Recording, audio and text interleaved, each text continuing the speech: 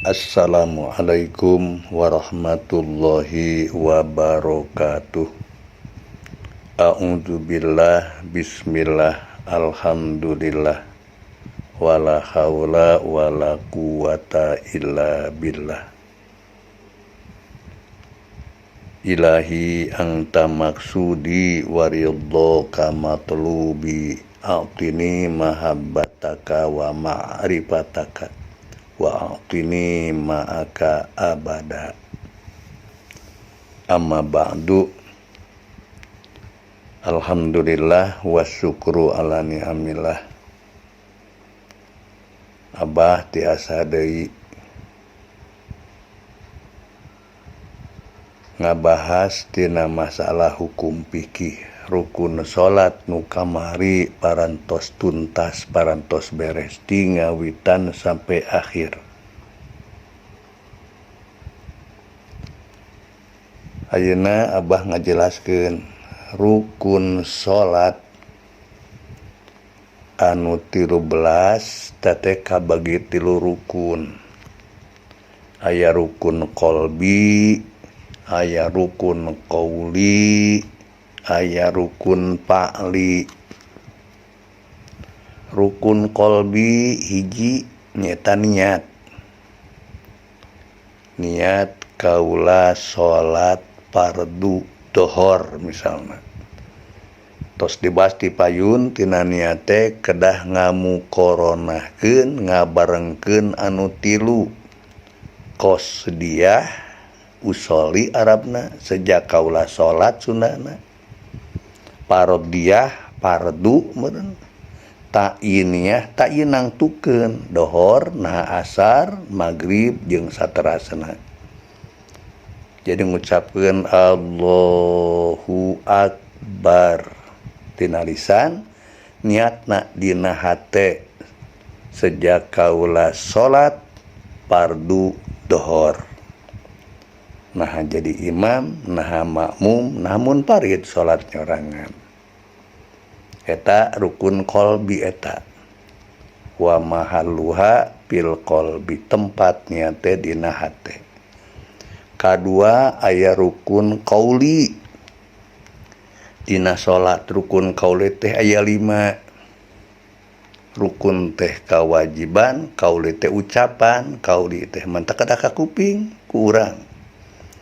Nu 5 mana hiji takbiratul ihram, takbir nu pertama. Allahu Akbar, tina a nalapad Allah sampai ro nalapad akbar kurang kadah ka kuping sadayana Allahu Akbar. Margi eta rukun qauli. Kadua maca Fatihah tingawitan bismillahirrahmanirrahim dugikeun ka waladhdallin. 2 tah. Anapun maca ta'awud hukumna sunah tina bismillah ngawitan. Teras katiluna maca tasahud akhir. Tasahud akhir teh tingawitan at-tahiyyatul mubarakatus sholawatut thayyibatu lillah. Assalamu alaika ayyuhan nabiyyu wa rahmatullahi wa barakatuh. Assalamu alaina wa ala ibadillahis sholihin. Asyhadu an la ilaha illallah wa asyhadu anna muhammadar rasulullah. Eta namina tasahud akhir tina tahiyat anu akhir. Namina tasahud ting awitan at-tahiyat sampai wa asyhadu anna muhammadar rasulullah. Eta teh namina rukun qauli. Kaopatna maca sholawat ka Kangjeng Nabi tina tasawuf akhir sami Allahumma sholli ala sayyidina Muhammad. Tak sakitu.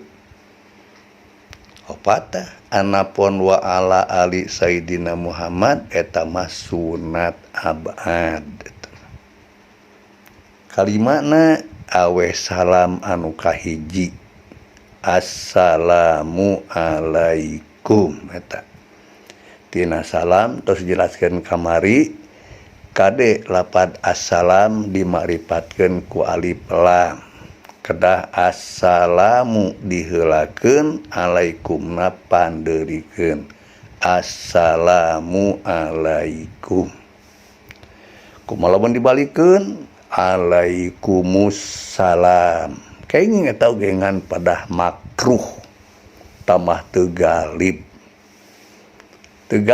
adat di orang mah anu biasa assalamualaikum ngan upami dinakirahkeun mah teu cukup teu kenging dibaca salamun alaikum teu ngangge alif lam tos anu biasa assalamualaikum talima rukun kolbi hiji niat rukun kaulina 5 neme janten tos genep tah rukun paklina aya 7 mana rukun pakli kahiji ngadeg kadua ruku katilu i'tidal kaopat sujud kalima diuk antara 2 sujud kagenep diukna tina tahiyat akhir katujuhna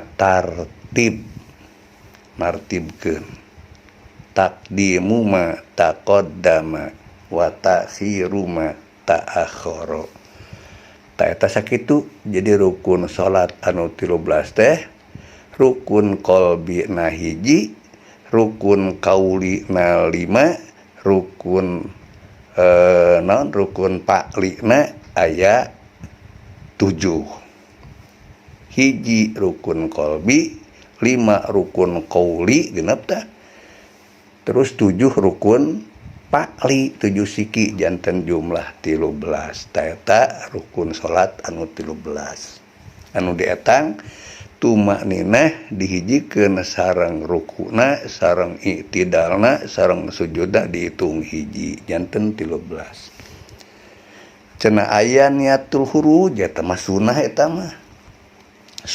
mah niatil huruj naon sababna disunatkeun aya yusanu niatul huruj minas salat bitaslimatil ula cenah cek patul muin eta disunatkeun niat huruj minas salat kaluar tina salat dibarengkeun kalawan salam nu kahiji sunat hukumna sanes wajib eta mah hurujan minal khilaf ngaluarkeun tina ihtilaf fi wujubiha dina nu ngawajibkeun niatul huruj aya sebagian ulama ngawajibkeun niatil huruj saha di antarana al-qailu bihi Ibnu Suraj nu ngucapkeun kana wajib niatul huruj teh nyaeta Ibnu Suraj ana panjang urang mah madhab Imam Syafi'i eta teh hukumna teh sunat eta hukum sunat jang urang teu ge teu sawios kitu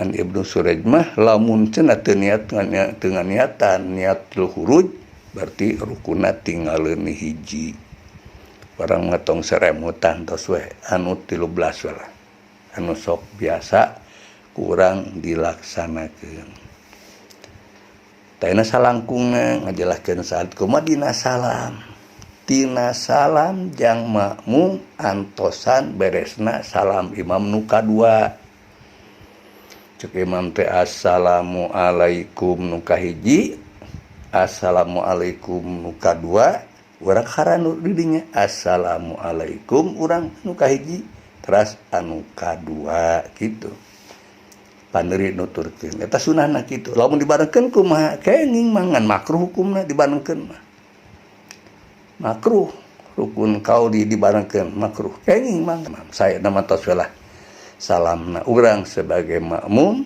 tos we sabada salamna imam nuturkeunana urang makmum salam sabada imam beres salam anu kadua rupina cakap sakieu wassalamualaikum warahmatullahi wabarakatuh.